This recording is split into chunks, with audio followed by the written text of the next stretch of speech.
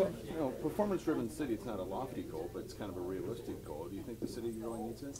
I think so, because we need to change the mindset in City Hall. This is a paradigm shift in the mindset that we're going to go in every day and try to improve the job that we do for the citizens of Quincy.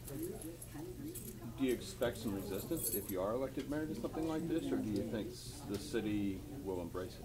I think the city's going to embrace it, especially our IT department and workers that are performing these tasks, because this tool is designed to increase our efficiency in every department, and it's going to make their job easier when we can give them the tools they need to better do their job.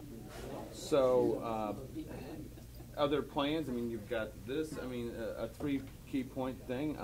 Do you think it's a good idea that the contractor's saying? Is that kind of the feedback you're getting? I mean, obviously you've had some success with town hall meetings as an alderman. Yeah. Just what, take that type of success and carry it over? We're going to carry it over, and we're going to make that citywide. And we need to make city government more user-friendly for residents. And what I would like is for contractors to be able to talk to us at a time that is convenient for them. And so once a quarter, if they could come down to City Hall, talk to members of our Planning and Review Committee, and talk to me, that will help us better serve their needs as contractors. Some other things I want to ask you about. I don't know if you're going to address this later in the campaign or not.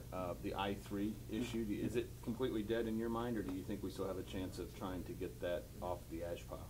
Well, I think there's, you know, I'm a positive thinker, and I think, you know, I have a can-do spirit. So I would like to revisit those talks and see what we can do, but as of right now with the current administration, I think the project is dead. Would you try to pursue that if you're elected? I would look at other avenues to ensure that every home in Quincy is connected with fiber optics, whether it be through I-3 or perhaps another method that we can get it accomplished. Other things I want to ask about. Campaign finance just came out.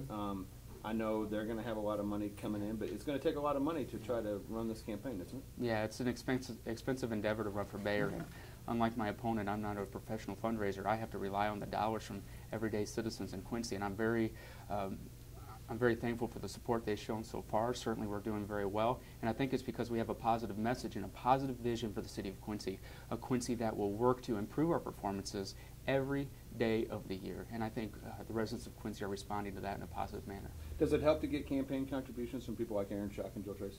It certainly doesn't hurt.